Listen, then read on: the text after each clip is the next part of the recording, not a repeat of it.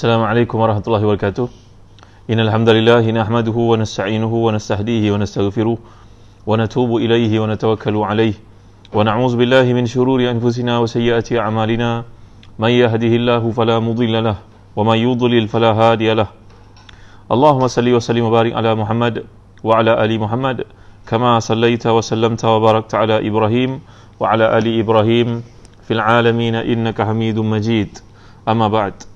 Waalaikumsalam warahmatullahi wabarakatuh. Mak Izzuddin, Saudara Faris Nispar, Intan Nazira, Intan Suraya, Dr. Nur Azia Ayub, Nurul Fahidah, semua yang hadir pada malam yang mulia ni, top fan kita, Mak Izzatul Adnan, Dr. Nur Azia, Saidah Saleh, Muhammad Syahril, dan semua yang hadir pada malam yang mulia ni. Muslim-muslimat yang rahmati dan dikasihi sekalian, kita sudah pun menuju ke penghujung surah Al-Isra, dan insya-Allah pada malam ni selepas kita bercuti selama 3 hari, qaddarallahu ma syaa fa'al. Kita ni bila berlaku satu perkara yang menghalang kita dari melakukan sesuatu, kita sebut qaddarallahu wa ma syaa fa'al. Qaddarallahu wa ma syaa fa'al. Belajar satu lafaz yang diucapkan Nabi SAW ketika kita mengkehendaki satu perkara tapi Allah mengkehendaki perkara yang lain, maka kita mengucapkan qaddarallahu wa ma syaa fa'al. Qaddarallahu wa ma syaa fa'al. Allah lah yang mentakdirkan, dan apa yang dikehendaki maka itulah yang dilakukan. Itu yang ditetapkan. Apa yang ditetapkan itulah yang berlaku, walaupun kita mengkehendaki benda yang lain. Jadi Allah ni sifatnya fa'alu lima yurid. Allah akan bertindak mengikut apa yang dia kehendaki, bukan untuk apa yang saya kehendaki, bukan apa yang tuan-tuan nak kehendaki, tapi yang dikehendaki olehnya, itulah yang terjadi. Kita berada pada ayat 110 dan 111, iaitu dua ayat penghabisan dari surah Al-Isra ini, iaitulah firman Allah Subhanahu wa taala, a'udzubillahi minasyaitonir rajim. Qul Allah awidur rahman ayyamma tad'u falahul asmaul husna ولا تجهر بصلاتك ولا تخافت بها وابتغ بين ذلك سبيلا وقل الحمد لله الذي لم يتخذ ولدا ولم يكن له شريك في الملك ولم يكن له ولي من الذل وكبره تكبيرا. Sadaqallahul azim. Katakanlah, serulah Allah atau serulah Ar-Rahman, dengan mana nama sahaja yang kamu seru dia mempunyai al-asma'ul husna, iaitu nama-nama yang terbaik. Dan jangan kamu mengeraskan suaramu dalam salat, dan jangan pula kamu rendahkannya, dan carilah jalan pertengahan di antara keduanya itu. Dan katakanlah, segala puji bagi Allah yang tidak memiliki anak dan tidak mempunyai sekutu dalam kerajaannya, dan dia bukan pula hina yang memerlukan penolong, dan agungkanlah dia dengan pengagungan yang sebenar-benarnya. Muslim-muslimat yang dimuliakan sekalian, andai tuan-tuan memiliki tafsir Ibnu Katsir, sila lihat jilid kelima muka surat 415. Jilid kelima muka surat 415 ya. Jadi Allah berfirman, katakanlah wahai Muhammad kepada orang-orang musyrikin yang mengingkari sifat rahmat bagi Allah dan menolak menamakannya dengan Ar-Rahman, serulah Allah atau serulah Ar-Rahman, dengan nama yang mana sahaja kamu seru dia mempunyai al-asma'ul husna, iaitu tiada perbezaan di antara menyebut kalian dengan sebutan Allah ataupun Ar-Rahman, kerana dia memiliki asma'ul husna, al-asma'ul husna. Dan telah diriwayatkan oleh Makhul bahawasanya ada seorang di kalangan kaum musyrik yang mendengar Nabi SAW dalam sujudnya mengucapkan Ya Rahman, Ya Rahim, maka orang itu beranggapan bahawa baginda menyeru satu zat dengan dua nama, lalu Allah menurunkan ayat itu. Ni si musyrik ini bila mendengar Nabi sedang berdoa dalam sujud baginda Ya Allah, Ya Rahman, maka beliau berkata, lihat Muhammad menghalang kita menyembah Tuhan yang banyak, yang beraneka, yang ramai, tapi dia sendiri menyeru lebih daripada satu Tuhan. Ini tanggapan si musyrik yang menyangkakan bahawa Allah itu berbeza daripada Ar-Rahman. Lalu Allah pun menurunkan ayat ini sebagai menggambarkan kepada kaum muslimin, kepada orang Arab pada masa itu, mana sahaja nama yang kau seru, maka itu merujuk kepada Allah Subhanahu wa taala. Kalau kita lihat dalam tafsir Durrul Mansur oleh Imam Asyuti sebagai contohnya, di sebalik turunnya ayat, akhraja Ibn Abi Hatim Ibn Mardawai an Aisyah radhiyallahu anha qalat kana Rasulullah SAW yajhar bidu'a faja'ala yaqul ya Allah ya Rahman fasami'ahu ahlu Makkah faaqbalu alaihi fa'azdalallahu qul ud'ullaha aw ud'ur Rahman.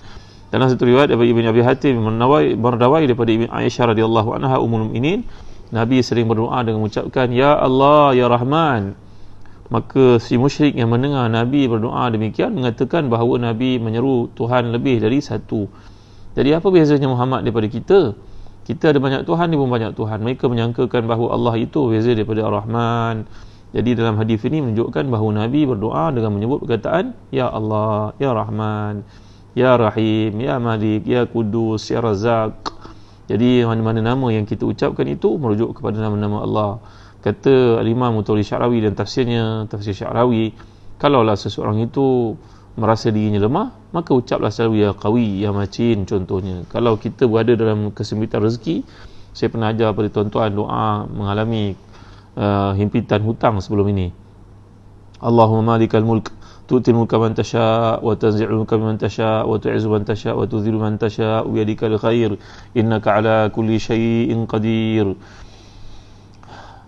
Rahmanud dunya wal akhirah wa rahimuhuma tu'tihuma man tasha' wa tamna'u minhuma man tasha' irhamni rahmatan tughnini biha an rahmati man siwak.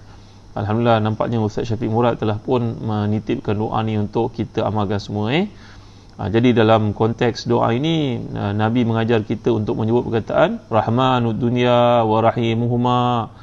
Para ulama tafsir sebahagiannya seperti Ibn Qayyim berkata, para ulama salaf menganggap bahawa Rahman itu merujuk kepada sifat pengasihnya Allah kepada semua makhluk, tak terkecuali si kafir, si musyrik, si fasik, si munafik sekalipun mendapat nikmat itu ketika berada di dunia. Tapi tiada bahagian untuk mereka di akhirat, kerana Rahman khusus untuk orang beriman. Di akhirat namanya Rahim. Rahimnya Allah kepada mereka hanya khusus untuk orang yang beriman, hanya untuk orang beriman di akhirat nanti. Selain daripada mereka tidak mendapat kelebihan itu. Rahmat Allah itu di akhirat tiada bagi mereka, iaitu bagi si musyrik, si kafir, si fasik, si munafik. Ini tiada bahagian untuk mereka di akhirat, melainkan dengan syafaat Nabi SAW untuk si fasik ataupun si asi contohnya, orang melakukan maksiat. Dalam riwayat oleh Ibn Abi Hatim lagi, seperti disebut oleh Imam Al-Suyuti dan Abdul Mansur, daripada Ibn Abbas radhiyallahu anhu qala salla Rasulullah SAW di Makkah zata yawmin fada Allah faqala fi du'aihi Ya Allah Ya Rahman faqala al-musyrikun unzuru ila hadha as-sabi yanhana an nad'u ilahaini wa huwa yad'u ilahaini fa anzalallahu tabaraka wa ta'ala hadhihi al-ayah. Dalam ayat yang lain dikemukakan oleh Ibn Abi Hatim, Ibn Jarir, bahawa Nabi SAW berdoa ketika dekat dengan Kaabah di Mekah, dan kita telah pelajari bahawa surah Al-Isra' ni merupakan surah yang diturunkan oleh Allah ketika Nabi berada di Mekah sebelum berhijrah. Ini namanya surah Makkiyah. Maka Nabi berdoa kepada Allah dengan mengucapkan Ya Allah Ya Rahman. Maka si kafir berkata, lihat Muhammad Sabiq, dipanggilnya Muhammad ni Sabiq sallallahu alaihi wasallam.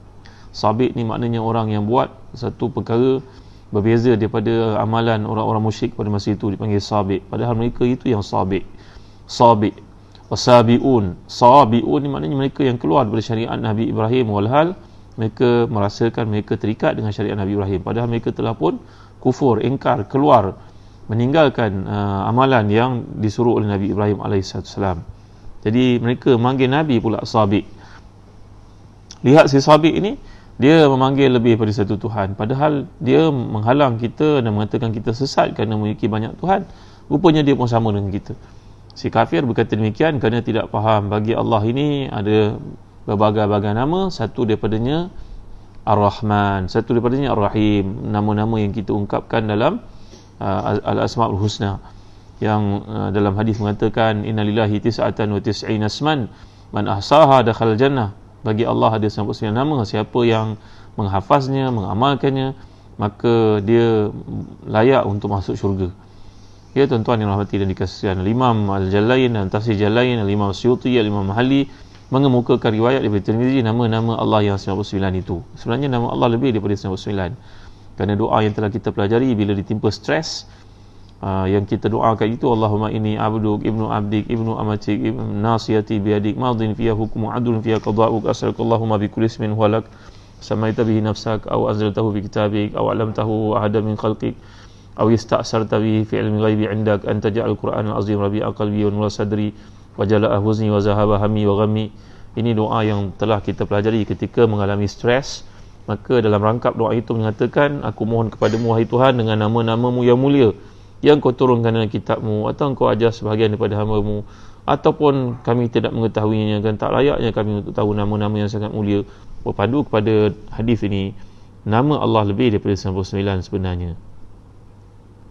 Jadi kita boleh manggil Allah, menyeru Allah dengan nama-nama ini yang mana yang sesuai dalam keadaan tertentu, seperti yang telah saya ajar pada tuan-tuan, disebut dalam kitab Hayatus Sahabah, ketika seorang daripada sahabat Nabi ini dalam satu rombongan perniagaan, ataupun seorang tabi'in dalam rombongan perniagaan pulang, lalu dia diancam untuk dibunuh oleh seorang penjenayah, maka dia mengucapkan ya Arhamar Rahimin, ya Arhamar Rahimin, ya Arhamar Rahimin.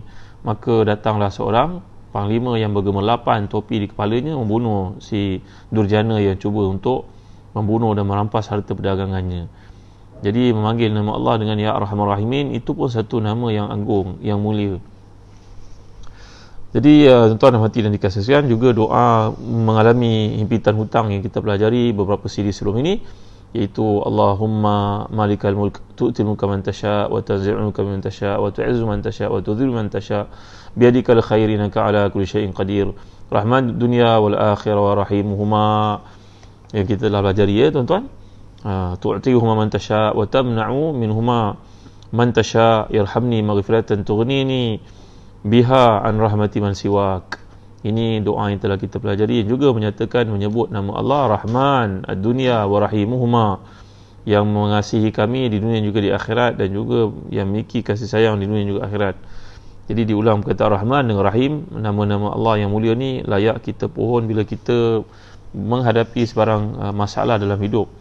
Jadi tuan-tuan rahmati dan dikasihi sekalian, inilah kenyataannya bahawa Allah memiliki nama-nama yang sangat mulia, nama-nama yang sangat agung.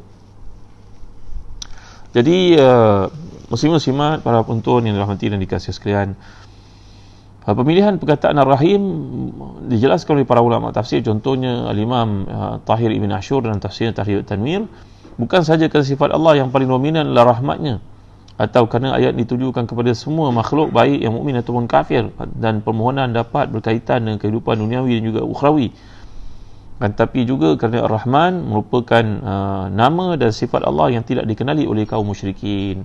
Bila Nabi memanggil ya Rahman itu, maka si kafir berkata, kami tak kenal pun Rahman, melainkan Rahman ini merujuk kepada Rahmanul Yamama. Mereka memanggil seorang musuh Allah namanya Musailamatul Kazzab, ini pemimpin di tempat namanya Yamama, dengan nama Rahmanul Yamama.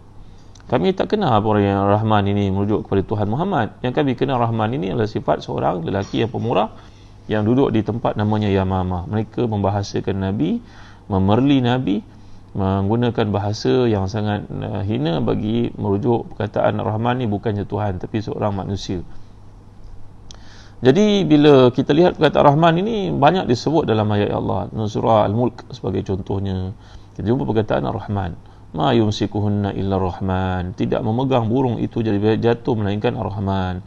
Dan begitu juga setiap surah dimulakan Bismillahirrahman. Kenapa perkataan Ar-Rahman ini seringkali dituturkan oleh bibir kita tuan-tuan, baik dalam perkataan-perkataan kita dan diajar dalam hadis, man lam yabda bi bismillah fahuwa abtar, siapa yang mulakan satu amalan tanpa ada Bismillahirrahmanirrahim, maka amalannya itu terputus dari mendapat keberkatan. Kerana saya terangkan pada kuliah yang lalu, Allah menyatakan perkataan ini sebagai yang paling aula untuk kita sebut memulakan satu amalan, kerana kita nak meminjam sifat Ar-Rahman Allah itu dalam segala tindak tanduk kita. Andai kita seorang pemandu teksi, kita ucap hari kita Bismillahirrahmanirrahim, aku nak memandu teksi dengan baik, tak mau langgar aturan yang raya, tak mau ambil kesempatan terhadap passenger, nak menghormati orang tua yang minta jalan sebagai contohnya. Aku seorang guru, lebih-lebih lagi Bismillahirrahmanirrahim, kena mencorakkan peribadi kita. Allah, kesian kau budak ni, dia tak faham-faham, agaknya rumahnya sempit, dia tak ada peluang nak belajar kat rumah, asyik kena marah dengan ibu. Aku mula kerja aku pada hari ini dengan meminjam sifat Rahman Allah itu bagi mencorakkan anak ni jadi orang cemerlang. Mudah-mudahan sepanjang hidupnya berjaya, aku dapat pahala tak putus-putus daripada kebaikan yang aku anjurkan dalam pengajaran aku tadi. Doktor, Masya Allah, doktor lebih-lebih lagi, aku nak buat satu rawatan, aku dipanggil doktor pakar, tapi sebenarnya aku bukan pakar sangat, cuma aku terlatih dalam bidang ini. Aku nak operate orang ni, masuk ke bilik bedah ni, operation punya room, aku tidak tahu sama atau tidak, maka aku minjam sifat Rahman Allah itu supaya apa yang aku lakukan dengan pemurahnya Allah, maka orang ni diberi kelanjutan daripada umurnya, kesihatan. kesembuhan penyakitnya, maka dia boleh beramal, nanti bagi aku pahala. Kerana Allah menyatakan dalam Quran, man ahyaha faka'annama ahyana sajami'a. Bila seseorang itu mendapat kelebihan hidup dengan rawatan yang kau tawarkan, kau berikan, kau sembuhkan dengan izin Allah itu, maka segala kebaikan yang dilakukan dalam hidupnya bagimu ada share pahala di sisi Allah. Kita bukan ceritakan tentang share di dunia saja tuan-tuan, tapi lanjutan dari kebaikan yang kita buat itu hendak berterusan dalam hidup. Inilah caranya. Itu sebabnya perkataan Rahman adalah yang paling dominan diucapkan oleh kita, setiap kita dan setiap amalan hariannya. Saya keluar rumah baca Bismillahirrahmanirrahim, Bismillahirrahmanirrahim, wala haula wala quwwata illa billah. Maka aku berjalan di muka bumi ini berjalan dengan meminjam sifat Allah. Allah indahnya tuan-tuan, begitu hebatnya perkataan Ar-Rahman. Itu sebab di permulaan surah ni menceritakan bertasbihnya kita kepada Allah. Bagaimana Allah mengajar kita, subhanallazi asra bi 'abdihi lailan minal masjidil haram ilal masjidil aqsa. Kemudian di hujung ada kaitan. Ini kita dapat lihat permulaan Quran dengan hujungnya, mukaddimah dan khitamnya, ditambat kita pada satu hakikat, iaitu ketuhanan, pujian kepada Allah, mentasbihkan dia dan memperakui pada sifat Allah itu sifat segala yang mulia dan hebat. Dan saya nak pinjam sebahagian dari sifat Allah itu dalam mencorakkan, mewarnakan kehidupan saya dan orang keliling saya. Seperti yang orang-orang motivator katakan, hidup ini bertambah nilai bila kita menambah nilai hidup diri kita dan pada orang lain, kan? Kita menjadi penambah nilai hidup. Kemana saja kita pergi, kebaikan akan disebut orang, kebaikan-kebaikan kita buat. Allah fulan, dengan sebab dia lah kita dapat kapet baru kat masjid ni. Allah fulan, dengan sebab dia lah PIBG kita punya wang bannerkan semula surau yang rosak ni. Allah, dengan sebab fulan lah hospital ini ada orang macam fulan ni, bukan saja dia doktor yang merawat yang hebat, tapi akhlaknya.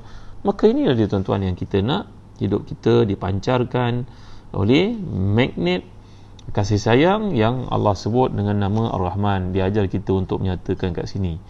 Jadi pemilihan kata Ar-Rahman ni bukan saja kerana sifat Allah yang paling dominan adalah rahmatnya, atau kerana ayat itu ditujukan kepada semua makhluk baik yang mukmin atau kafir, dan permohonan dapat berkaitan dengan kehidupan Nabi dan ukhrawi, tapi juga kerana Ar-Rahman ini sebagai nama dan sifat Allah yang tidak dikenal oleh kaum musyrikin, bahkan mereka mengingkarinya.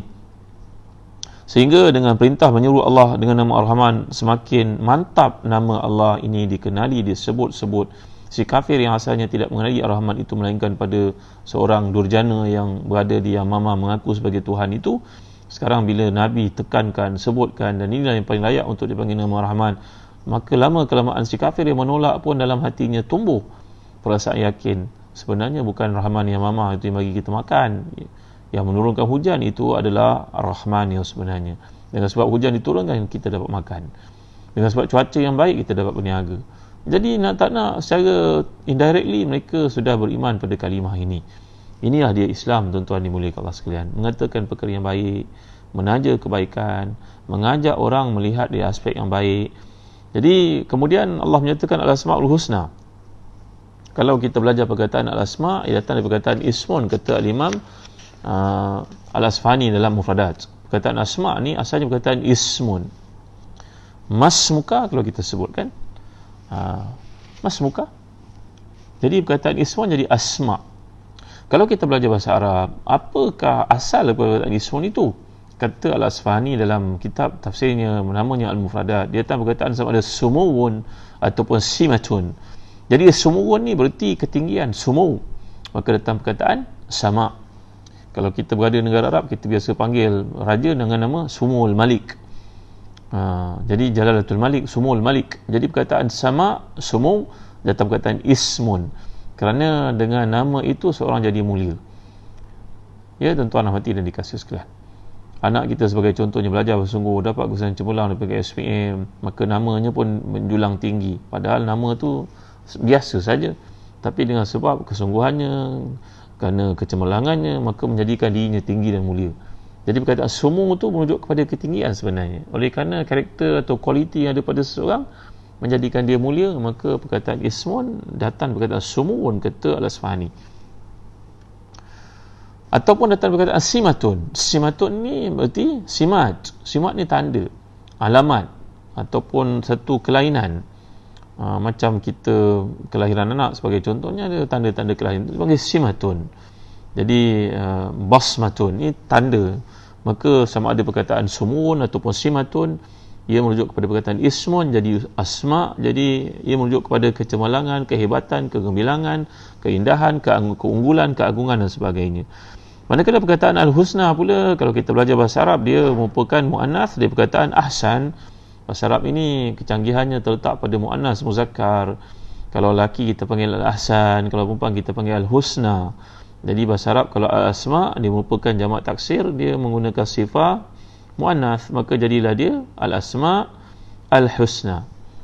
Kalau kita kata asmaul husna, dia kurang tepat. Yang tepatnya al-asmaul husna ataupun asmaullahil husna. Ya. Jadi perkataan ahsan ini merujuk kepada lelaki, husna merujuk kepada perempuan. Dia adalah muannas bagi ahsan. Jadi menyifatkan nama-nama Allah dengan kata yang bentuk superlatif macam ni, makna the most gracious, generous, yang merujuk kepada bahawa nama-nama itu bukan saja baik, tapi ia yang terbaik jika dibandingkan dengan yang baik yang lainnya. Apakah yang baik selain daripadanya dapat disandang, ataupun baik hanya untuk selainnya saja tapi untuk tidak baik untuknya. Jadi sifat pengasih sebagainya, mungkin kita boleh kata perkataan pengasih pada seorang seorang manusia, pengasih dia, ya Allah, tak pernah saya jumpa bapa yang pengasih macam tu. Tetapi pengasihnya manusia, dalam dirinya ada sifat mungkin dia benci pada seseorang, pengasih itu kepada anaknya, kepada bapanya, daripada musuh dia. Tapi Allah tidak. Allah punya pengasih, tuan-tuan, Allah tidak musuh dengan manusia. Tapi Allah Ta'ala menghukum orang itu selayaknya apabila dia memusuhi Allah. Ini bezanya penyandangan, penyandaran, sifat yang terbaik kepada Allah yang membezakannya daripada makhluk. Jadi tuan-tuan rahmati dan dikasihkan, faham maksud seperti ini muka kat sini kata Imam Mutawalli Sya'rawi, bila Allah menyandang, Allah disandarkan kepada sifat yang dipanggil sebagai Arhamar Rahimin, yang paling penyayang. Mungkin manusia pun ada sifat rahim, tapi manusia itu mengarahim dalam satu keadaan penyayang, tapi dia bermusuh dengan orang lain. Tapi Allah tidak. Allah mengenakan hukuman kepada seseorang hamba itu bukan sebab dendamnya macam manusia dendam, tapi Allah mengenakan hukuman pada seorang manusia itu, hikmah di sebaliknya, supaya dia kembali kepada Allah. Jadi Allah tidak berdendam dalam erti kata ini maksudkan ayat ni tak sesuai, sifat-sifat negatif macam ni tidak sesuai untuk disandang oleh Allah, dan memang Allah tidak menyandang sifat-sifat negatif seperti itu. Jadi bila menyatakan al-asmaul husna ni, hendaklah kita faham segala kebaikan itu milik Allah, tidak boleh dinafikan sama sekali. Manusia mungkin ada sifat baik, tapi dalam masa yang sama dia mempunyai juga mazmumah yang tertentu. Jadi di sudut yang lain, sifat pemberani merupakan sifat yang baik disandang oleh manusia. Pemberani, syuja', jari contohnya. Tapi ia tidak sesuai untuk dibawa kepada Allah SWT, walaupun sifat itu baik untuk manusia. Ini yang kita maksudkan al-asmaul husna, sifat-sifat Allah yang maha sempurna itu ada sifat yang baik pada manusia tapi tak sesuai untuk Allah. Kenapa? Kalau kita kata pemberani, baik untuk manusia, tapi kalau pemberani berarti ada benda yang dia takut. Macam mana berani sekalipun ada benda dia takut, maka dia tidak sesuai untuk Allah Subhanahu Wa Taala. Faham tak tuan-tuan ya? Jadi ini juga merujuk kepada berani, ini juga substance dia merujuk kepada jasmani dan juga mental, tak sesuai untuk disandarkan kepada Allah SWT. Walaupun sifat itu baik, tapi baik untuk manusia, belum tentu baik untuk Allah SWT. Jadi demikianlah perkataan husna itu merujuk kepada nama-namanya yang sangat sempurna, tidak sedikit pun terkait ataupun tercemar dengan benda-benda negatif, benda-benda buruk. Kemudian kalau kita perhatikan perkataan salatun, tuan-tuan boleh Allah sekalian, wala tajhar bi salatika wala tukhafit biha wabtaghi baina zalika sabila.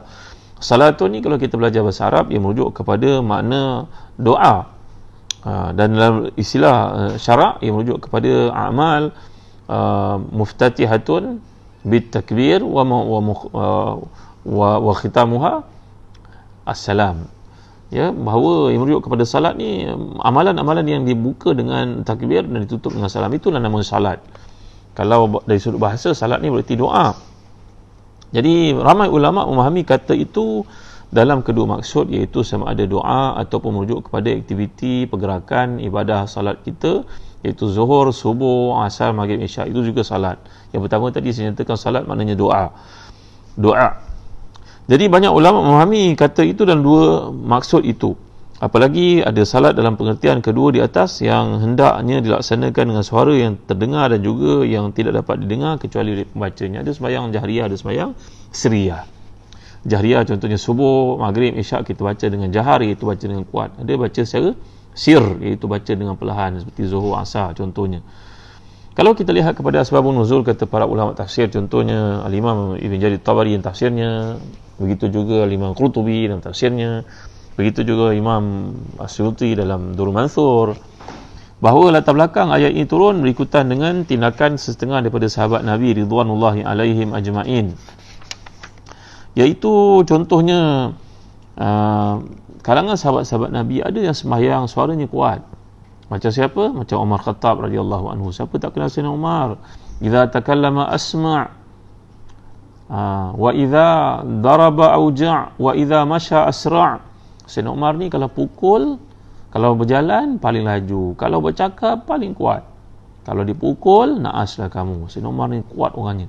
Kata Imam Zahabi dalam Syiar Al-Amin Wala, Sayyidina Umar ni tinggi orangnya, tegap, dadanya bidang. Ya, dia menaiki kuda, kakinya hampir-hampir kena ke bumi. Tinggi Sayyidina Umar, balangnya bidang, tegap. Kalau dia bercakap, sampai satu riwayat dikemukakan dalam Hayatus Sahabah, menceritakan gugur seorang perempuan yang sedang mengandung. Suaranya yang kuat itu, terkejut perempuan itu, gugur anak ni. La ilaha illallah Muhammadur Rasulullah, masya-Allah tabaraka wa taala. Jadi Sayyidina Umar ni ketika sembahyang suaranya kuat.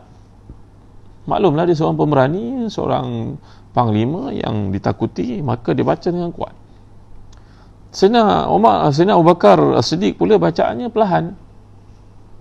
Maka kedua perkara itu dirujuk kepada Nabi sallallahu alaihi wasallam.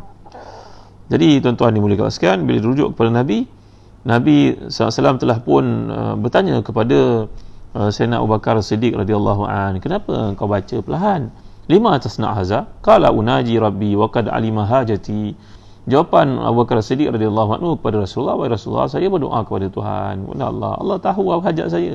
Saya tak perlu baca kuat, Allah dah tahu dah. Saya sebut ni macamlah kata Imam Ghazali, bukan Sayyidina Abu Bakar kata, ya, kita berdoa kepada Allah, Allah tahu apa yang kita nak, kita nyatakan. Dalam bab doa ni tuan-tuan, menarik sekali untuk kita lihat pandangan Imam Ghazali. Kita jadi seorang ayah, kita suka untuk mendengar anak kita mengadu pada kita kan.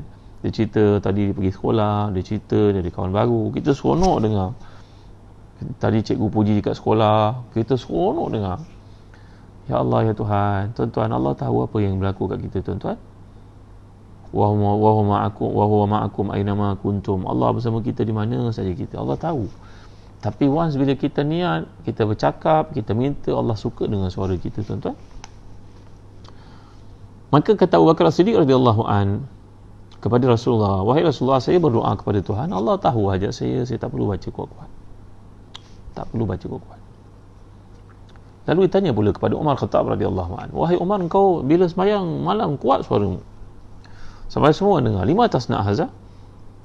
Maka kata Umar Khattab radhiyallahu an, saya membaca dengan kuat Rasulullah untuk menakut-nakutkan syaitan dan membangunkan orang yang sedang tidur, kerana waktu tu waktu tahajud. Allahu Akbar, masya-Allah tabaraka taala. Dulu betul Abu Bakar baca perlahan kerana pada dia doa dia Allah dah tahu. Baca perlahan. Munajat ni kena suara perlahan. Umar pula berkata, aku baca kuat untuk menghentam syaitan dan untuk menakut-nakutkan orang dan mengejut orang bangun. Allahu Akbar, la ilaha illallah, masya-Allah tabaraka wa taala. Mulianya para sahabat Nabi ridwanullahi alaihim ajma'in tuan ya. Lalu Allah pun menurunkan ayat ini, wala tajhar bi salatika wala tukhafit biha wabtaghi baina dhalika sabila. Allah menegur Abu Bakar, Allah menegur Umar Khattab radhiyallahu an. Wahai Abu Bakar, berdoa kepada Allah, tinggikan suara sikit. Jangan pelan sangat. Setakat untuk pendengaranmu. Orang kelilingmu cukup. Wahai Umar, jangan kuat sangat, slow sikit. Wabtaghi baina dhalika sabila. Mintalah kepada Allah dalam bentuk pertengahan. Jangan tinggi sangat mengganggu orang tidur. Kalau Sayyidina Umar yang bersih hatinya ini baca kuat-kuat untuk gerakkan orang tidur, suaranya memang kuat. Para ulama contohnya Syekh Imam Mutawalli Syarawi menegurlah orang Islam. Kalau kita ni ajaki masjid, kita pagi-pagi kita datang ke masjid pukul 5 pagi, 4:30 pagi, janganlah buka mikrofon kuat-kuat sampai mengganggu orang yang sedang tidur. Kerana ada orang sakit, ada perempuan yang tak boleh sembahyang, ada anak-anak kecil, Ada orang tua yang tak boleh tidur sepanjang malam, menjelang waktu tu baru dia nak berehat. Maka tuan-tuan berpada-padalah tuan-tuan. Cakap benda ni fitnah, nanti orang kata kita tak suka. Memang dalam ayat mengatakan wabtaghi baina dzalika sabila, pertengahan jangan kuat sangat. Setengah ulama moden berpendapat, contohnya Imam Wahab Az-Zuhaili mengatakan kalau ia mendapat keridaan, restu daripada penduduk kampung, maka bolehlah kita buka mikrofon kuat-kuat pagi-pagi subuh. Tapi kalau tak ada persetujuan, JK reflex, orang-orang kampung yang tak setuju, mungkin orang educated mereka tak setuju, kampung mungkin tak ada masalah tuan-tuan sebab jarak jauh-jauh agaknya. Tapi di bandar mungkin mengganggu orang, ada orang bukan Islam dan sebagainya. Ia menterjemahkan imej yang kurang tepat tentang Islam. Ya, jadi tuan-tuan dimuliakan Allah sekalian, berpandu kepada ayat ini kata Imam Tawri Syarawi, beliau buat pendapat, beliau memfatwakan tidak boleh kita ganggu orang sedang tidur waktu subuh. Madailah Nabi ajar kita ada 2 kali azan cukuplah. Tak payahlah sampai 1 jam buka kaset, buka CD, buka apa, bacaan Quran kuat-kuat sampai ganggu kan. Beliau menegur sama macam di Mesir. Kalau hari Jumaat tu orang sampai tak boleh nak baca surah Al-Kahfi yang datang ke masjid. Kerana adanya kari-kari untuk memperdengarkan bacaan masing-masing. Takut riak lah tuan-tuan. Jadi nak baca Quran ni bacalah sendiri. Kita nak pahala bukan nak tunjuk-tunjuk pada orang. Ya, ini teguran mesra. Mudah-mudahan tak ambil hati siapa dan lepas PKP ni kita dapatlah buat perubahan. Tak perlulah buka mikrofon kuat-kuat kat masjid pagi-pagi, orang nak perempuan uzur, orang sakit dan sebagainya, terganggu mereka waktu rehat mereka. Tak semua orang mukallaf untuk pergi sembahyang subuh berjemaah dan sebagainya. Madailah kita azan 2 kali, macam di Selangor ada 2 kali azan kan. Azan pukul 4 berapa? 4.50 dengan 5.50. 4.40 tu azan pertama. Azan kedua cukuplah. Tuan-tuan berpandu kepada ayat ini kerana Allah menegur para sahabat yang terlalu kuat suaranya dan menegur juga yang terlalu perlahan suaranya. Jadi ayat-ayat surah Al-Isra ni mengajar kita pelan tindakan dalam kehidupan ni tuan-tuan, berasaskan rida Allah bukan rida manusia.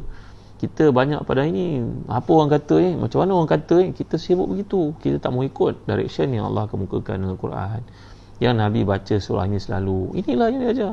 Dulu kita belajar bagaimana Allah mengajar kita bahawa dalam bab berinfak, walladzina idza anfaqu lam yusrifu wa lam yaqturu wa kana baina dzalika qawaman. Surah Al-Furqan yang menerangkan ayat wala taj'al yadaka maghlulatan ila unuqika wa la tabsutha kullal bast wa taquda maluman mahsura kan. Dalam bab infak ni jangan berlebihan sangat sampai jatuh miskin, jangan kedekut sangat sampai orang melihat kita ni kedekut tangkai jering. Jadi dalam Islam ini kesederhanaan itu penting. Kesederhanaan macam mana? Ya Nabi ajarlah. Ada 2 kali azan cukuplah. Tak payahlah kita pergi buka mikrofon sepanjang-panjang malam subuh, orang nak tahajud pun terganggu, orang tengah berdoa munajat pun terganggu, orang sakit yang tak boleh sembahyang pun terganggu. Ini tak betul tuan-tuan. Ini kata Mutawalli Syarawi tak betul. Tegur. Kalau kita JK, jangan kita tutup telinga kita daripada dengar muhasabah orang. Dengarlah tuan-tuan. Apa salahnya kita dengar? Kita jadi orang makin pandai. Kalau amalan itu dilakukan oleh orang sebelum kita, Allah ampunkan mereka. Janganlah kita ni berpandukan orang dulu buat, kita ikutlah. Banyak teguran dalam Quran yang mengatakan inna wajarna aba'ana ala ummatin wa inna ala atharihim muqtadun. Banyak orang tak menggunakan akal fikirannya. Dia sentiasa menjadikan alasan orang dulu buat, aku ikutlah. Mana akal kau? Mana fikiran kau? Mana mesyuarat kau? Jadi tuan-tuan dimuliakan Allah sekalian Jadi di sebalik turun ayat ini, kata para ulama tafsir macam imam-imam tafsir seperti Ibn Jarir Tabari, Qurtubi, begitu juga Asyuti dan Ibnu Mansur mengatakan ini berikutan dengan kelakuan sahabat-sahabat Nabi macam Abu Bakar, macam Umar radhiyallahu anhuma. Lalu Allah menegur bersederhana, macam juga infak yang telah kita pelajari sebelum ni. Setengah riwayat mengatakan bahawa ayat ini turun berikutan dengan tindakan orang-orang Arab yang baru masuk Islam, yang Arab Badui ini, yang mereka ini berdoa dengan suara yang kuat mengganggu orang lain yang sedang beribadah. Iaitulah mereka berdoa, Allahumma rzuqna ibilan wa waladan. Orang Arab Badui ni baru masuk Islam, dia berdoa kat Masjid Nabawi ni, suaranya kuat sangat, Allahumma rzuqni ibilan wa waladan. Ya Allah, beri pada aku harta unta, beri aku anak pinak yang ramai. Doa dia kepada Allah SWT. Suaranya kuat sampai mengganggu orang lain yang sedang beribadah. Lalu Allah turunkan ayat ini. Jadi latar belakang ayat ini berikutan dengan tindakan sebahagian daripada para sahabat, sama ada Abu Bakar, Umar ataupun Arabi ini. Yang pentingnya ia teguran mesra daripada Allah, menganjurkan kepada kita dalam berdoa bersederhana. Jangan terlalu kuat, jangan terlalu perlahan. Biar kita dapat menghayati apa yang kita doakan. Kalau kita kat rumah, kita menangis pada waktu tahajud itu, anak isteri kita dengar, menjemput mereka, menarik mereka untuk turut menyertai kita saat-saat indah dengan Allah itu. Itu bagus. Ya, jadi jangan sampai terdengar sampai jiran-jiran tangga kat luar, takut-takut timbul riak. Riak nanti di akhirat kita akan ditanya oleh Allah, dan akibatnya wa qadimna ila ma amilu min amalin faja'alnahu haba'an mansura. Mereka datang kepada Allah membawa amalan yang banyak, rupa-rupanya tak nilai oleh Allah lantaran diserang penyakit riak. Kita tidak mahu sedemikian, tuan-tuan ya. Baik. Kemudian dalam hadis riwayat Ibn Abi Shaybah di hujung ayat berkaitan dengan sembahyang ini bersederhana, maka dibawakan riwayat daripada Abi Qilabah yang berkata khairul umuri awsatuha, sebaik-baik perkara adalah yang pertengahan. Seperti dalam doa tadi, jangan terlalu kuat mengganggu orang, jangan terlalu perlahan sampai tak ada penghayatan, tengah-tengah. Kita sendiri lebih faham maksud tengah-tengah itu, iaitu tidak mengganggu orang sampai mengejut orang, dan tidak terlalu diam sehingga kita pun tidak dapat menghayati apa yang kita doakan. Dan inilah yang diajar dalam Islam. Akhir sekali tuan-tuan yang dimuliakan sekalian, datanglah ayat yang penghabisan untuk kita renungi pada malam ini. InsyaAllah kalau kesempatan kita akan huraikan lagi. Wa qulil hamdulillahilladzi lam yattakhiz walada wa lam yakul lahu syarikun fil mulk wa lam yakul lahu waliyyun minadh-dhulli wa kabbirhu takbira. Lihat dalam tafsir Ibn Katsir yang ada di tangan tuan-tuan pada waktu ini. Terima kasih kepada yang telah pun berinfak menghadiahkan teman-temannya tafsir Ibn Katsir. Allah berkati saudari-saudara yang melakukan demikian, yang tak mahu namanya dikenal. Saya ucapkan terima kasih. Mudah-mudahan setiap orang yang baca tafsir Ibn Katsir dengan infak yang telah tuan-puan lakukan itu, jariahnya mengalir. Segala ilmu yang diperoleh itu, tuan-tuan dapat kelebihannya. Segala sedekah yang dilakukan itu, infak dilakukan itu, hadiah yang dilakukan itu, orang dapat ilmu, dapat mengamalkannya. Tuan ada bahagian di sisi Allah di akhirat, puan ada bahagian di sisi Allah di akhirat. Allahu Akbar. Masya Allah. Doakan untuk saya, mudah-mudahan dapat jadi orang macam tuan-tuan. Jadi ayat yang terakhir ni kata penterjemah daripada tafsir Ibn Katsir, jilid kelima muka surat 14, dan katakanlah segala puji bagi Allah yang tidak memiliki anak dan tidak memiliki sekutu dalam kerajaannya, dan dia bukan pula hina, yang memerlukan penolong, dan agungkanlah dia dengan pengagungan yang sebenar-benarnya. Jadi sebagaimana firman Allah Subhanahu Wa Taala, segala puji bagi Allah yang tidak memiliki anak dan tidak memiliki sekutu, melainkan dia adalah Rabb yang Maha Esa, yang menjadi tempat pergantungan, yang tidak beranak dan tidak diperanakkan, dan tidak ada seorang pun yang sebanding dengannya. Lihat muka surat 417. Walam yakul lahu waliyyun minadh-dhulli, dan dia tidak pula hina yang memerlukan penolong. Maksudnya dia bukan seorang hina yang memerlukan penolong, pembantu atau penasihat, namun dia Rabb yang Maha Tinggi, pencipta segala sesuatu, berdiri dengan sendirinya, tidak memerlukan siapa pun. Dia juga yang mengatur, menentukan sesuatu dengan kehendaknya, tiada sekutu baginya. Walam yakul lahu waliyyun minadh-dhull, dia tidak memiliki penghinaan, memerlukan pertolongan. Kata Mujahid, dia tidak pernah menyalahi seseorang dan tidak pernah mengharap bantuan seseorang. Kata Imam Mutawari Sya'rawi, kenapa Allah ajar di hujung ayat ini untuk kita mengucapkan syukur pada Allah? Kerana dia tidak memiliki anak, tidak memiliki sekutu dalam pentadbirannya, dan tidak perlukan pada siapa pun. Kenapa? Kerana kalau Allah memiliki anak, ya azan billah, subhanahu wa ta'ala amma yaquna uluwan kabira, maha suci Allah daripada apa yang mereka sifatkan itu. Kalau Allah memiliki anak, kata Mutawari Sya'rawi, maka kita akan rasa cemburulah kepada anak Allah itu. Logik kan? Kalau saya ada anak, tentulah saya utamakan anak saya lebih pada orang lain.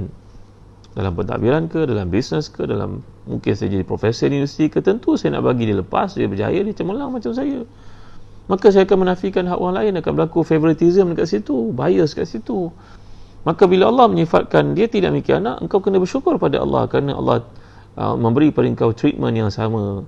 Asalkan kau bertakwa kepada Allah, engkau akan ditinggikan dudukmu, walaupun engkau berkulit hitam, walaupun engkau ni bukan orang bangsawan, walaupun engkau ni tidak berpangkat, walaupun engkau ni bukan orang kaya, semua itu tidak dipandang oleh Allah. Engkau memiliki laluan yang sama untuk berjaya seperti orang-orang salih yang lain. Jadi di situ rasionalnya perlu kita mengucapkan banyak-banyak syukur pada Allah SWT di atas nikmat ini. Jadi tuan-tuan dan hati dan dikasihi sekalian, kalau kita lihat ya, dalam konteks ayat ini, perintah untuk memuji dan menyucikan Allah Subhanahu Wa Taala, setelah sebelumnya ada perintah untuk berdoa dengan menyebut nama Allah dan juga menyebut nama Ar-Rahman atau nama-nama indah yang lain yang dimiliki olehnya, Jadi bertujuan mengingatkan kaum musyrikin dan penyembah berhala bahawa nama-nama mereka seru selain daripada Tuhan adalah sekadar nama tanpa ada makna dan substance. Jadi nama-nama itu adalah mereka nilai sebagai nama-nama Tuhan, tapi sekali-kali tidak memiliki apa pun kemampuan. Sedangkan nama Ar-Rahman, Ar-Rahim yang kita rujuk kepada Allah ni, terbukti depan kita macam-macam anugerah pulangan yang kita terima. Kita minta anak dapat anak, minta isteri dapat isteri, minta kekayaan dapat kekayaan. Kalau tak bagi pun dia bagi dalam bentuk yang lain yang telah saya terangkan begitu banyak sekali. Jadi menyebut nama-nama Allah ini mendatangkan ketenangan, kebahagiaan, kedamaian pada hati. Jadi nama-nama si kafir yang mereka seru itu, walaupun merujuk pada nama-nama Tuhan mereka, Tuhan baik, Tuhan jahat, Tuhan api, Tuhan macam-macam Tuhan, tapi tak memiliki apa pun kebaikan. Tapi bila disebut Ar-Rahman, Ar-Rahim, semuanya lafaz yang penuh dengan erti dan tertuju direct kepada Allah SWT. Kerana itu puji dan esakanlah dia yang tidak memiliki anak dan tidak memiliki sekutu dalam pemerintahannya, dan dia bukan hina memerlukan penolong dari kalangan orang lain. Kadang-kadang kita dengar kan tuan-tuan, manusia itu hebat, pangkatnya tinggi, kedudukannya mulia, dia orang penting, ketua, tiba-tiba terjadi satu padanya, mungkin tamat kontrak.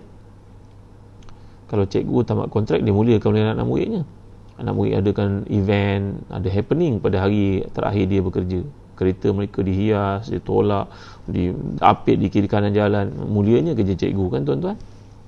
Tapi kalau kerja yang lain, tuan-tuan rasa ada ke penghormatan seperti itu? Kadang-kadang kita dengar kan orang tu tamatkan jawatan, kontrak dia habis, dihalau. Allahu Akbar, nak sebut pun tak teramak lah tuan-tuan. Moga Allah selamatkan kita seperti budaya dunia ya. Maka dia suruh keluar daripada mahligai, istana, tempat dia tinggal itu, macam dia tak ada jasa langsung. Habis kontraknya ini, dalam masa 24 jam dia minta keluar segala-galanya. Lalu tiada lagi penghormatan untuknya, orang pandang dia pun tidak. Tuan-tuan nampak tak? Allahu Akbar. Ni yang kita belajar dalam doa, memohon kepada Allah supaya dibereskan hutang kita yang kita doa tadi. Allahumma malikal mulk tu'til mulka man tasha' wa tanzi'ul mulka mimman tasha' wa tu'izzu man tasha' wa tudhillu man tasha'. Ya Allah, engkau memiliki kerajaan yang hebat, engkau beri kerajaan kepada siapa engkau kehendaki, engkau mencabut kerajaan daripada siapa yang kau kehendaki, engkau muliakan siapa yang kau kehendaki, engkau menghina siapa yang kau kehendaki. Biyadikal khair, di tangan kau segala kebaikan. Wa anta ala kulli syai'in qadir. Tuan-tuan, engkau maha berkuasa atas segala sesuatu. Jadi bila merujuk pada hujung ayat ini, Allah menyatakan dia tidak hina, tak seperti sebagai manusia yang satu masa mulia, bila hilang jawatan dia pandang hina sehina-hinanya. Soalnya tak ada kebaikan langsung untuknya. Kita kena berhati-hati tuan-tuan ya, terhadap 3 type manusia. Type pertama, orang kaya jatuh miskin. Hargailah dia walaupun dia jatuh miskin, kerana ada kebaikan dia buat waktu dia kaya. Pemimpin waktu dia jatuh tersembam ke bumi, walaupun kita melihat keburukannya, tapi jangan nafikan ada kebaikan yang dia buat. Orang sihat tiba-tiba jatuh sakit, ada kebaikan di waktu dia sihat. Ya, kadang-kadang kita ziarah orang tua pada hari raya, kita dengar dia bercerita, kita pun jadi bosan. Apalah dia cerita tentang Jepun makan ubi kayu. Tapi dengarlah tuan-tuan, hargailah dia. Tak lama pun, paling lama pun 2-3 jam dengar. Maka maksud ayat ini kalau kita faham secara reverse-nya tuan-tuan, maka Allah tidak pernah hina. Allah tak perlu pada siapa pun untuk membantu dia. Engkau masuk Islam, pemain bola sepak tu masuk Islam, menambah tak pada kerajaan Allah tuan-tuan? Cuba tuan-tuan jawab pada saya. Ya, ahli politik itu masuk Islam, ya raja tu pergi sembahyang Jumaat, ya orang perempuan itu pakai tudung, ya orang tu berhijrah. Ada tak kebaikan apa pada Allah tuan-tuan? Cuba tuan-tuan jawab saya tanya ni tuan-tuan. Apa perlunya kita cerita orang itu? Pemain bola sepak itu bertakbir dekat padang, sujud, memanglah dia baik, mudah-mudahan Allah terima dia, tapi tidak memberi apa-apa kesan kepada Allah, tidak memberi apa-apa kesan kepada Islam. Islam tidak perlukan sama sekali benda itu semua. Apa kita perlukan kepada seorang artis, pemain bola sepak yang hidupnya dengan berbagai-bagai kemaksiatan dia buat? Itu ke kita nak jadikan sebagai uswah, qudwah? Tak, kita tak perlukan tuan-tuan. Ingat ya, jangan kita jadikan orang seperti itu sebagai kiblat dalam kehidupan kita untuk menjadi bukti keindahan Islam, kebaikan Islam, bertambah Islam dengan orang. Tak beri apa-apa kepada Allah. Tak beri apa-apa kebaikan kepada orang lain. Ia beri kebaikanlah Allah SWT. Imanilah tuan-tuan, yakinilah perkara ini yang Allah nyatakan di hujung. Allah tak perlu pada siapa. Engkau yang perlu kepada Allah. Maka janganlah kita menyebut-nyebut untuk masukkan fulan berhijrah, boleh jadi contoh, fulan. Tak, Rasulullah contoh. Tak perlu kita jadikan siapa pun contoh. Saya ke siapa ke bukan contoh. contoh Rasulullah dan para sahabat dan orang-orang saleh yang telah meninggal dunia. Tak perlulah kita merujuk kepada tokoh itu, tokoh ini, walau macam mana sekalipun kehebatannya, pangkatnya, kedudukannya, keturunannya, tak. Kita adalah Rasulullah contoh kita, sallallahu alaihi wasallam. Jadi di hujung ayat ini Allah mengajar kita wakabbirhu takbira, dan agungkanlah dia, kerana di sini mencakupi segala pengagungan dengan hati, lidah dan juga perbuatan. Kalau setakat bercakap dengan hati, ta'sillaha wa taz'umu ta'atahu la'amruka hadha fil qiyas syani'u in kana hubuka sahihan la ta'atahu innal muhibba liman yuhibbu muti'u tawa'u. Dalam kata-kata penyair, kamu berkata kamu taat kepada Allah, tapi kelakuanmu tak sekali-kali menunjuk kau taat kepada Allah. Apa gunanya? Kalau setakat kamu memperakui bahawa Allah itu berkuasa, Allah itu Tuhan kamu, tapi kelakuan kamu ibarat contoh yang kita telah bincangkan dengan syaitan contohnya. Iman syaitan itu hebat kepada Tuhannya, tapi dia tidak mentaati dan kata perbuatannya, maka tak lengkap syarat takbir kepada Allah, mengagungkan Allah itu. Jadi wa kullu hamdulillah ni katakan syukur pada Allah dan bertakbir kepadanya merangkumi 3 perkara, iaitu hati tak ada keraguan padanya, lidah dengan ucapan, dan perlakuan seharian mesti menjurus kepada perkara-perkara yang kita imani itu. Jadi sebagian ulama pendapat bahawa kandungan makna itu adalah jika dimaksudkan dengannya sifat Allah, keagungan dan kekuasaan. Imam Ghazali memahaminya dalam arti kata kesempurnaan zat, yang juga bererti kesempurnaan wujudnya, sedang kesempurnaan wujud ditanda oleh 2 hal, iaitu keabadian dan sumber wujud. Ini kata-kata penuh falsafah tuan-tuan ya. Jadi Allah kekal abadi, dia awal yang tiada permulaan dan akhir tiada tanpa pengakhiran.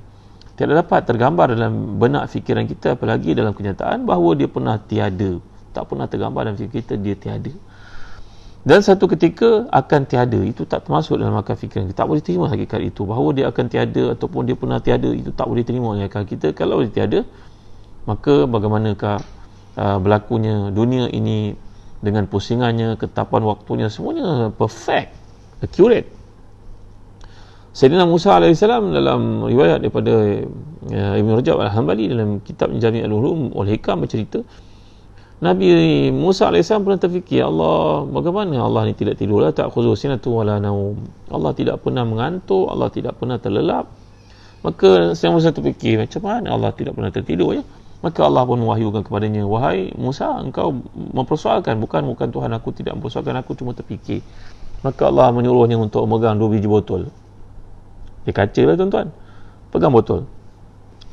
Mungkin botol pada zaman itu kita pun tak nak bayangkan, tapi begitulah keadaannya. Pegang botol ini, pegang. Nabi Musa pegang, lama mengantuk yang amat sangat. Botol itu berlaga di antara keduanya, pecah. Maka Allah Ta'ala pun mewahyukan kepada Jibril untuk berkata kepadanya, wahai Musa, engkau mempersoalkan, engkau tertidur, botol itu pecah.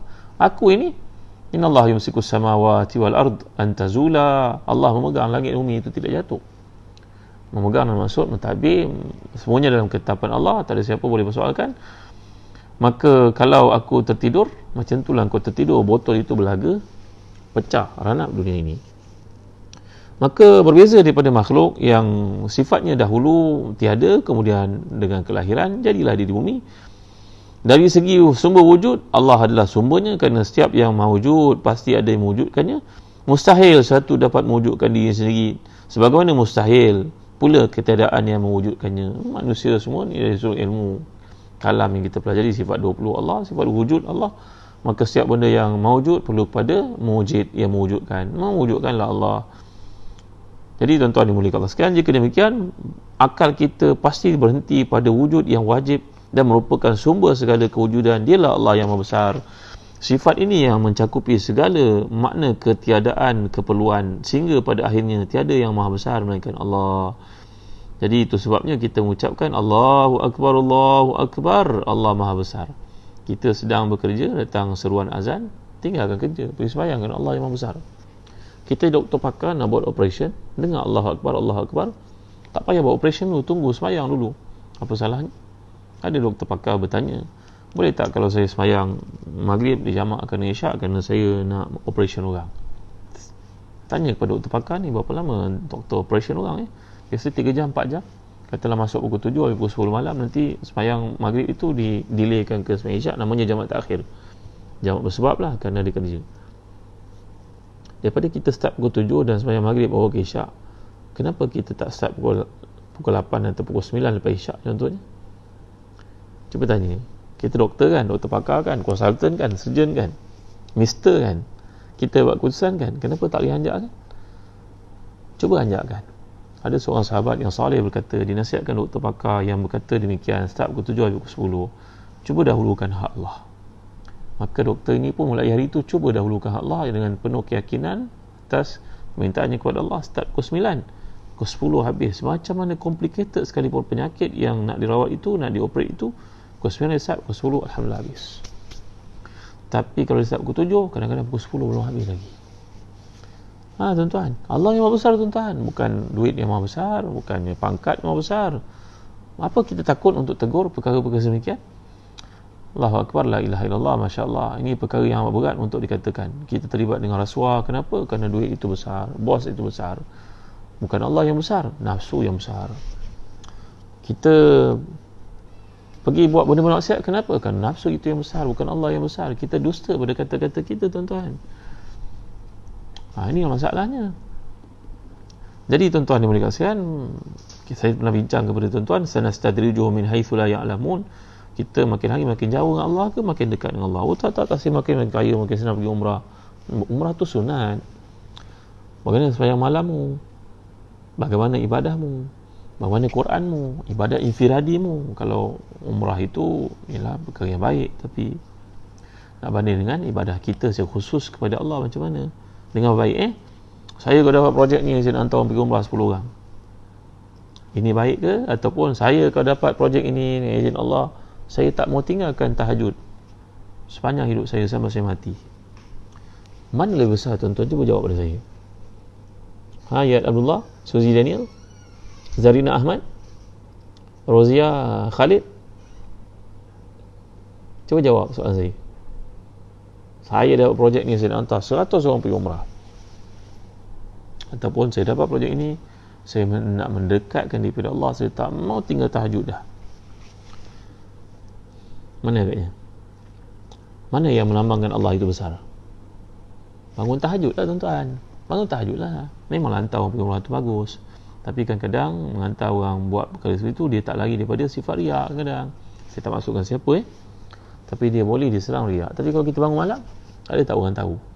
Maka mentakbirkan Allah itu, mentazimkan Allah itu, mentahmidkan Allah itu, mentanzihkan Allah itu, mentasbihkan Allah itu, lahir daripada perhubungan dalaman.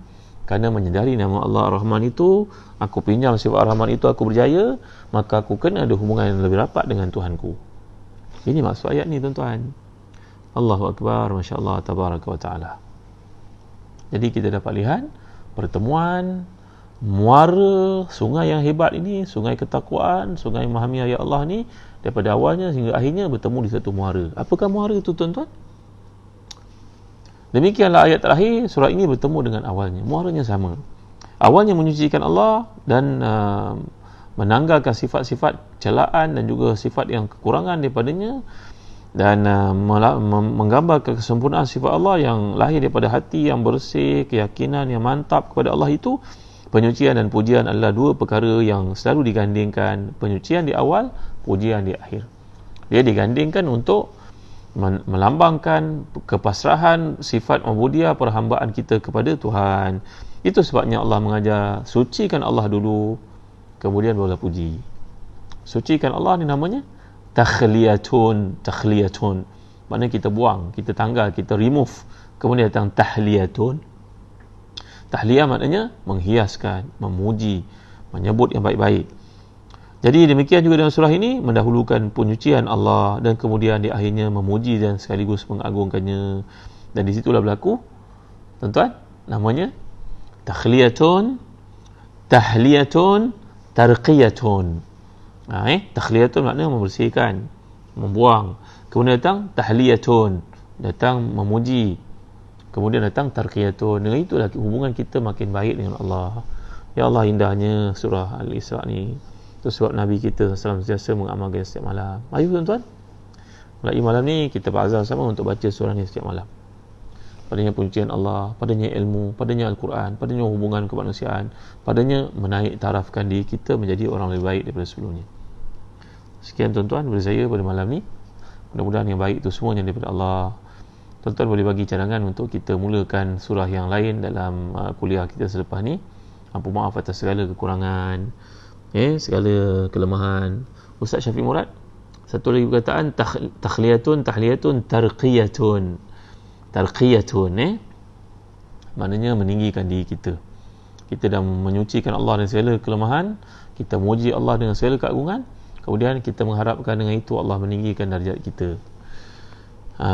Ustaz Syafiq dah masuk ke perkataan tarqiyatun. Baik, terima kasih tuan-tuan yang mulia sekalian.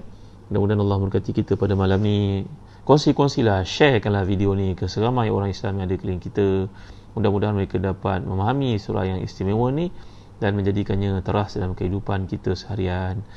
Itu sebab Sayyidina Umar Khattab radhiyallahu anhu ketika membaca ayat ini melihat jambatan perhubungan manusia dengan Tuhan untuk menaungi semua negara umat Islam. Senang mereka nak beribadah kepada Allah. Datang perintah Sayyidina Umar untuk membuka Baitul Maqdis. Salahuddin Ayyubi membaca surah ni berapa kali sampai berjaya membuka Baitul Maqdis, tuan-tuan. Muhammad Al-Fatih membaca surah ni berapa ratus kali sehingga Allah memberikan kepadanya pembukaan yang hebat. Ya Nabi menyatakan la tuftahanal Qustantiniyah. Maka pada hari ini walaupun kita tak boleh buka bandar-bandar yang ada keliling kita, kita buka hati kita untuk makin dekat dengan Allah. Kita buka peribadi kita menjadi bapa yang lebih penyayang, isteri yang lebih bertakwa kepada Allah, pemimpin yang lebih berhati budi kepada manusia, menjaga hubungan dengan Allah. Inilah dia pembukaan yang agung, tuan-tuan yang mulia sekalian. Mudah-mudahan segala yang baik itu semuanya daripada Allah, kelemahan milik manusia. Mudah-mudahan Allah beri kepada kita jodoh untuk pertemuan membaca surah-surah yang hebat seperti ini, dan Al-Quran semuanya hebat-hebat belaka, dan kita dapat memahami jalinan hubungan dengan Allah ni bermula dengan kesungguhan diri kita sendiri sebenarnya. Jadi setakat itu saja dulu. Mudah-mudahan tuan-tuan yang akan menyekolahkan anak mulai minggu depan, mudah-mudahan hari-hari terakhir kita dapat isi anak kita dengan sebaik mungkin.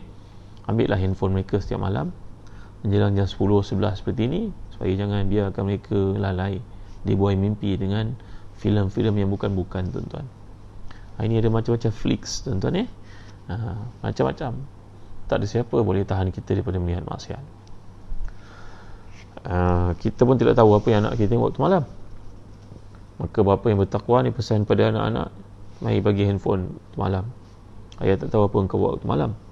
Ayah bertanggungjawab untuk mengadakan unify kat rumah dengan tujuan untuk macam-macam perkara, tapi ayah tak tahu apa engkau buat waktu malam. Jadi besok kalau engkau tengok benda maksiat, dia akan mengheret kau untuk terus buat maksiat. Kerana maksiat ini amat menyeronokkan. Hati itu jadi hitam, nanti payah nak semayang, payah nak baca Quran, payah nak berzikir, payah nak mengamalkan Islam. Maka ni tanggungjawab kita kepada anak-anak, tuan-tuan. Kerana Allah menegur orang beriman dalam ayat pada surah Al-Isra yang kita baca ni, wa minal laili fatahajjad bihi nafilatan laka asa yab'atsaka rabbuka maqaman mahmuda. Dan kita telah belajar bagaimana boleh bangun malam. Amalan Nabi, doa-doa yang tentu. Satu perkaranya, hindari maksiat. Maka Allah akan bangunkan kita pada waktu yang indah itu. Belajar, tuan-tuan, buatlah sekarang. Bila kita nak buat kalau tidak sekarang? Jadi jadilah bapa yang terbaik, jadilah anak yang terbaik. Semuanya anjuran ini ada dalam surah Al-Isra yang telah kita bincangkan. 25 perkara saya telah sebutkan kepada tuan-tuan dalam surah Al-Isra ni kan. Kerukunan hidup, ketamadunan, peradaban, semuanya mula di situ. Jadi tuan-tuan yang mulia Allah sekalian, bagi tuan-tuan yang merupakan cikgu, ibu bapa, saya menyerulah tuan-tuan, sokonglah apa yang sedang kami lakukan di Telaga Biru untuk menghasilkan buku-buku terbaik untuk anak-anak kita, supaya anak-anak kita ni sentiasa mendapat panduan, bimbingan. Anak-anak orang lain, saya ni penuh umat Islam, kita musim PKP mungkin berehat, mereka buat berbagai aktiviti mereka buat untuk menambah ilmu. Anak-anak kita ada tak, tuan-tuan? Mudah-mudahan ada, tuan-tuan. Kami di Telaga Biru, kami cuba bantu tuan-tuan untuk pembuatan bahan-bahan berkualiti mengikut disiplin pelajaran dari 1 sampai darjah 6, tingkatan 1 sampai tingkatan 5. Buku-buku merentas kurikulum ini, matematik, sains, geografi, sejarah, bahasa Melayu, bahasa Inggeris, agama, bahasa Arab, semua ada. Alhamdulillah. Maka tuan-tuan boleh rujuk kepada nama pegawai-pegawai Telaga Biru yang ada dalam link Facebook ini. Ya, Puan Intan ada, Farid Mizan ada, Faizal ada, siapa lagi? Ridwan Zainul ada. Ramai pegawai-pegawai yang sedia untuk membantu tuan-tuan. Ada tuan-tuan ada buku-buku nak terbitkan bersama kami pun kami sangat malu-alukan. Andai tuan-tuan nak buat library kat rumah, kami boleh bagi nasihat. Andai tuan-tuan nak buat library kat masjid, kami boleh bagi cadangan, list buku-buku yang perlu ada di library, di kutubkhana kita di masjid, supaya membentuk anak-anak, mencorak masyarakat yang cinta kepada ilmu. Jadi kami sudi untuk bersama dengan tuan-tuan. Dan andai tuan-tuan nak melakukan korban akikah, masih lagi terbuka untuk kami usahakan bantu tuan-tuan di Syria, di Mekah dan juga di Afrika. Walaupun Mekah ini negara yang kaya raya yang kita nampak, tapi ramai orang susah kat sana di kalangan orang-orang Melayu yang berhijrah ke sana. Mereka tak ada kerja, terutamanya musim PKP sekarang ni. Kita cuba bantu mereka untuk ada makanan, sediakan untuk mereka binatang kurban, akikah. InsyaAllah mudah-mudahan pahala untuk tuan-tuan itu berjalan berlipat ganda di Mekah terutamanya, contohnya tuan ya. Di Syria pun tak kurang juga kerana mereka dilanda peperangan, maka bantuan tuan-tuan itu sangat diperlukan. InsyaAllah dengan sokongan tuan-tuan ni kami dapat membantu mereka, kami menyampaikan kepada mereka. InsyaAllah setakat itu saja dulu, yang baik semuanya kepada Allah. Terima kasih kepada Zahzan Travel, Umrah Zahzan, kerana penajaan kuliah kita pada malam ini. Nampaknya Ustaz Syafiq Murad cadangan surah An-Naml, surah Semut InsyaAllah mudah-mudahan kita dapat mulakan surah Semut malam esok dengan izin Allah. Jadi panjang-panjangkanlah video ni, share lah kepada seramai umat Islam yang ada semara kita. Mudah-mudahan mereka dapat berkenalan dengan Quran. Tiada nikmat lebih besar daripada memahami kalamullah. Sekian saja tuan-tuan Wallahu a'lam. Sallallahu ala sayyidina Muhammad wa ala alihi wasallam. Alhamdulillah rabbil alamin. Allahumma salli wa sallim wa barik ala Muhammad wa ala ali Muhammad kama sallaita wa sallamta wa barakta ala Ibrahim wa ala ali Ibrahim fil alamin innaka Hamidum Majid. Allahumma ati nufusana taqwaha wa zakkiha anta khairu man zakkaha anta waliyuha wa mawlaha bi rahmatika ya arhamar rahimin. اللهم حبب إلينا الإيمان وزينه في قلوبنا وكرهنا الكفر والفسوق والعصيان وجعلنا من الراشدين. اللهم اكفنا بحلالك عن حرامك وأغننا بفضلك عمن سواك. اللهم إنا نسألك الهدى والتقى والعفاف والغنى. ربنا لا تدع لنا في مقامنا هذا ذنبا إلا غفرته ولا مريضا إلا شفيته ولا هما إلا فرجته ولا عيبا إلا سترته ولا مسافرا إلا سلمته ولا عيبا إلا سترته ولا مظلوما إلا نصرته ولا ظالما إلا أخذت بيده ولا عزبا إلا زوجته ولا عاقما إلا أنجبت له ولا حاجة من هوائج الدنيا والآخرة هي لك رضا ولنا فيها صلاة إلا أديتها وقضيتها يسرتها يا رب العالمين. Wahai Tuhan kami, andai ada seorang di kalangan kami yang datang dalam masjid-Mu pada malam ni, yang mulu pada rahmat-Mu Engkau berilah kepadanya ya Allah. Jangan ada seorang pun yang sakit yang Engkau sembuhkan baginya. Jangan ada seorang pun yang akan musafir yang Engkau selamat pergi baliknya. Jangan ada seorang pun yang memiliki aib yang Engkau tutup baginya wahai Tuhan. Jangan ada seorang pun yang belum memiliki anak melainkan kurniakan untuknya anak-anak yang saleh, yang salihah yang akan bahagia dunia akhiratnya. Jangan ada seorang pun yang belum berkahwin melainkan kurniakan untuknya pasangan yang saleh atau salihah akan bahagia dunia akhiratnya ya Allah. Jangan ada seorang pun yang zalim melainkan Engkau bantu dia meninggalkan kezalimannya. Jangan ada seorang pun yang dizalimi melainkan Engkau selamatkan dia daripada kezaliman orang lain terhadapnya wahai Tuhan. Engkau Maha Pengasih, Maha Penyayang, dan Engkau beri kepada setiap kami segala hajatnya, tak akan mengurangkan sedikit pun daripada pemilikan-Mu Maha luas ya Allah. ربنا آتنا في الدنيا حسنة وفي الآخرة حسنة وقنا عذاب النار وصلى الله على سيدنا محمد وعلى آله وصحبه وسلم والحمد لله رب العالمين. تقبل الله منا ومنكم. Terima kasih tuan-tuan. Mudah-mudahan dapat bertemu lagi pada malam esok waktu yang sama. Sekian, Assalamualaikum warahmatullahi wabarakatuh.